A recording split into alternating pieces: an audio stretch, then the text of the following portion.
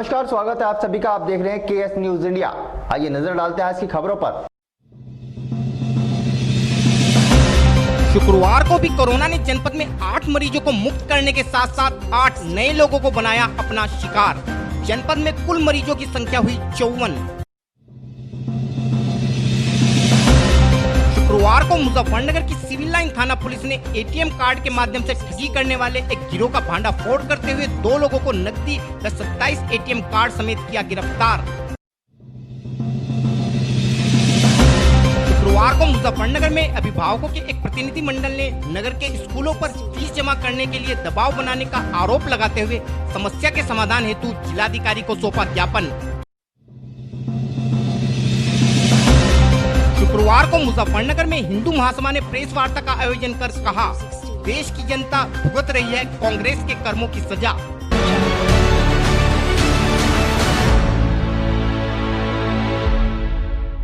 और अब खबरें विस्तार के साथ। पिछले काफी समय से मुजफ्फरनगर में लगातार मिल रहे कोरोना संक्रमितों का सिलसिला शुक्रवार को भी नहीं थमा। शुक्रवार को भी मुजफ्फरनगर में 8 नए कोरोना संक्रमितों की पुष्टि हुई। शुक्रवार को पाए गए कोरोना संक्रमित मुजफ्फरनगर शहरी क्षेत्र के अलावा ग्रामीण क्षेत्र से भी हैं। इसके अलावा मुजफ्फरनगर में गुरुवार को रेलवे स्टेशन के सामने वाली गली में जिस व्यक्ति में कोरोना संक्रमण की पुष्टि हुई थी, उसकी शुक्रवार को मृत्यु हो गई। शुक्रवार को मुजफ्फरनगर में पाए गए 8 कोरोना संक्रमितों में से एक शहरी क्षेत्र के लद्दावाला से, एक कुकड़ा मंडी से, एक निर्माना गांव से, एक तेवड़ा गांव से, एक बुढ़ाना से, एक बगरा व एक पुरकाजी क्षेत्र के धमात से है। इसके अलावा मुजफ्फरनगर का एक प्राइवेट चिकित्सक भी शुक्रवार को कोरोना पॉजिटिव पाया गया।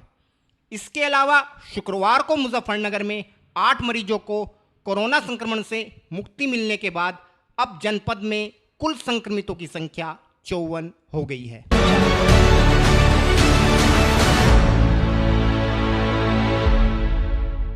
शुक्रवार को मुजफ्फरनगर की सिविल लाइन थाना पुलिस ने मेरठ रोड स्थित पंजाब नेशनल बैंक की शाखा से एटीएम बदलकर बैंक खाते से पैसे निकालने वाले अंतर्राज्यीय गिरोह के 2 लोगों को गिरफ्तार करने में सफलता प्राप्त की है, जबकि इन शातिर बदमाशों का एक साथी मौके का फायदा उठाकर भागने में कामयाब रहा।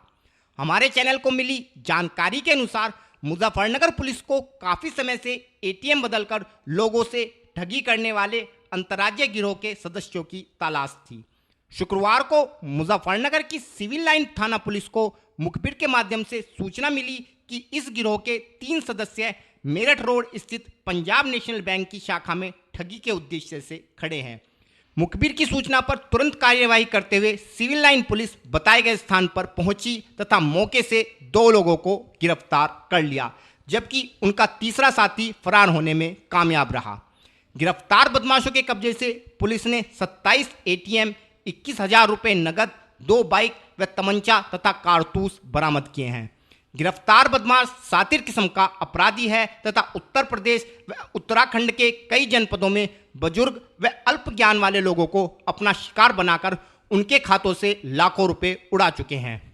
पुलिस टीम द्वारा किए गए इस गुड वर्क पर एसपी सिटी श्री सतपाल अंतिल ने प्रेस वार्ता का आयोजन कर पत्रकारों को जानकारी देते हुए बताया।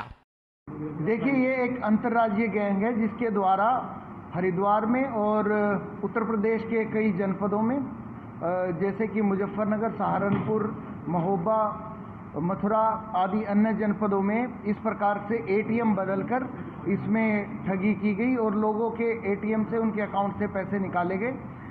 ये काफ़ी शातिर किस्म के अपराधी हैं। इनके पास से 27 एटीएम बरामद किए गए हैं।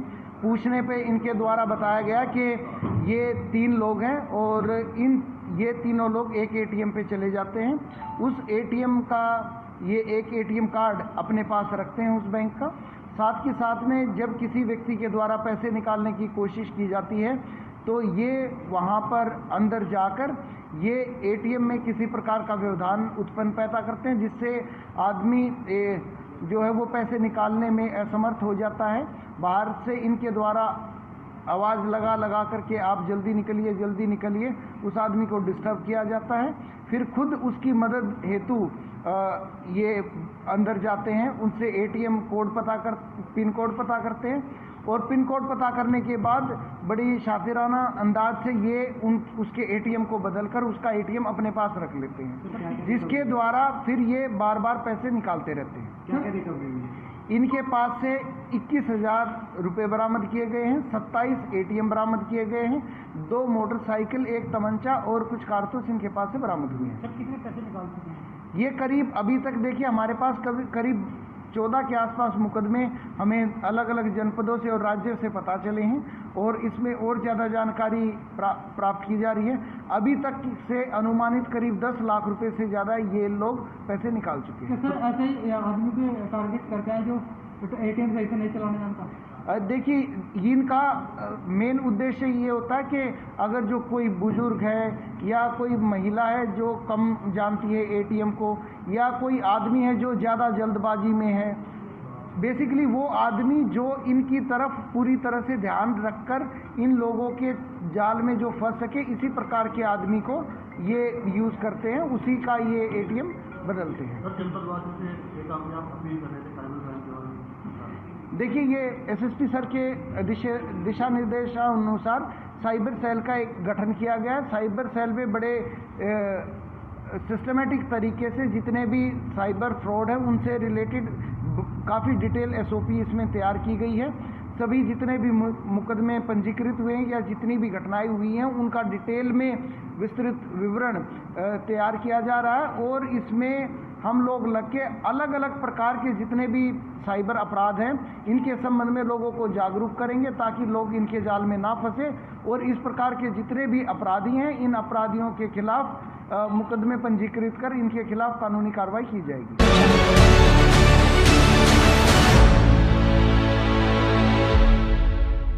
शुक्रवार को मुजफ्फरनगर के विभिन्न स्कूलों में पढ़ने वाले बच्चों के अभिभावकों का एक प्रतिनिधिमंडल कचहरी स्थित जिलाधिकारी कार्यालय पर पहुंचा तथा नगर के स्कूलों द्वारा लॉकडाउन अवधि में बच्चों की फीस जमा करने के लिए बनाए जा रहे दबाव पर रोष जताते हुए इस समस्या के समाधान हेतु एक ज्ञापन जिलाधिकारी को सौंपा।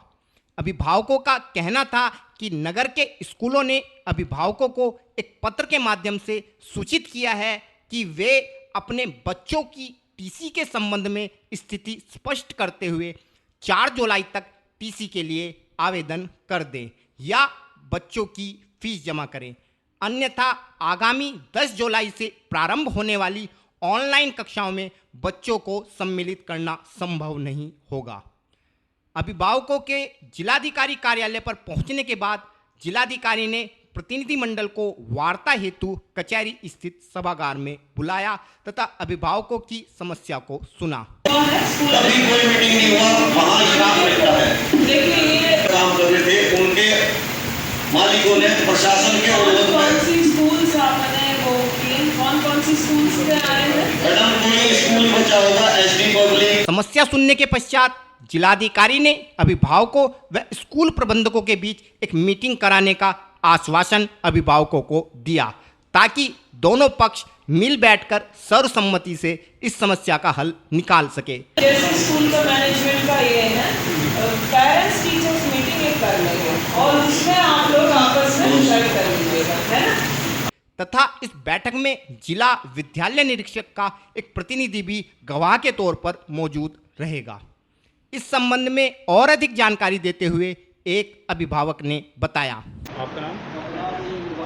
कमल गुप्ता। कमल जी, आज मीटिंग की थी तो क्या समस्या समस्या ये है कि लॉकडाउन अवधि में स्कूलों की फ़ीस के लिए एकदम दबाव बन गया कि या तो आप 4 जून तक फ़ीस जमा कर दें, अन्यथा टीसी के लिए लिख के दे दें, वरना 10 तारीख से चलने वाली क्लास में आपके बच्चे को नहीं जोड़ा जाएगा, जिससे अभिभावक एकदम परेशान है। आज हमने एसोसिएशन के माध्यम से जिलाधिकारी महोदय को अपनी समस्या से अवगत कराया, जिन्होंने जिला विद्यालय निरीक्षक साहब को ये आदेश दिया कि पेरेंट्स और स्कूल प्रबंधक की निर्णायक मीटिंग कराए, जिसमें जिला विद्यालय निरीक्षक का प्रतिनिधि गवाह के रूप में रहेंगे।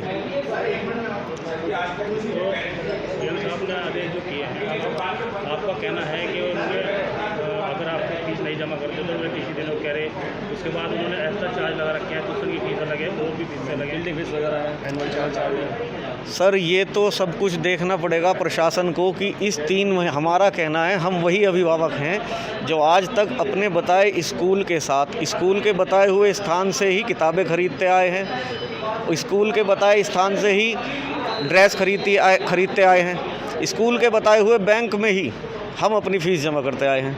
आज इन 3 महीने की फ़ीस के लिए हम माफ़ी चाहते थे, लेकिन हमें भी दिख रहा है कि फ़ीस माफ़ी शायद संभव ना हो, लेकिन हम ये चाहते हैं क्योंकि ये PIL सुप्रीम कोर्ट में डल चुकी, हम ये चाह रहे हैं कि 3 महीने की फ़ीस को जब तक रोक दिया जाए, जब तक इस सुप्रीम कोर्ट का आदेश ना आ जाए, और ट्यूशन फ़ीस के अलावा जितनी भी अदर खर्चे लगे हुए हैं उनकी तो इस साल रिलैक्सेशन मिलनी चाहिए, क्योंकि इस साल तो हर आदमी समस्या से गुजर रहा है। हम समझते हैं हम भी समस्या में हैं, स्कूल भी समस्या में है, लेकिन हल तो स्कूल को ही लेना है, डिसीजन एक अकेले अभिभावक नहीं ले सकता।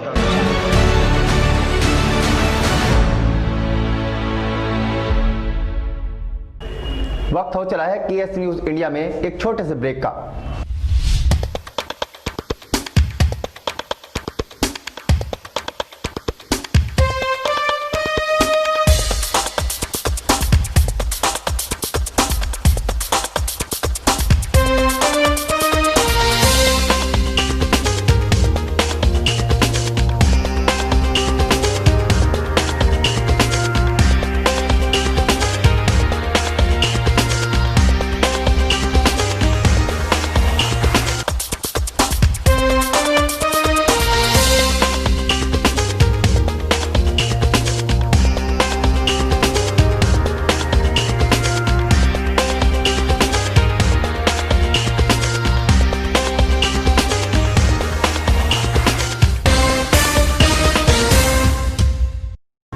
ब्रेक के बाद आप सभी का स्वागत है। शुक्रवार को प्रदेश के हिंदूवादी संगठन अखिल भारतीय हिंदू महासभा के प्रदेश अध्यक्ष श्री योगेंद्र वर्मा द्वारा नगर कोतवाली परिसर में स्थित मीडिया सेंटर सभागार में एक प्रेस वार्ता का आयोजन किया गया।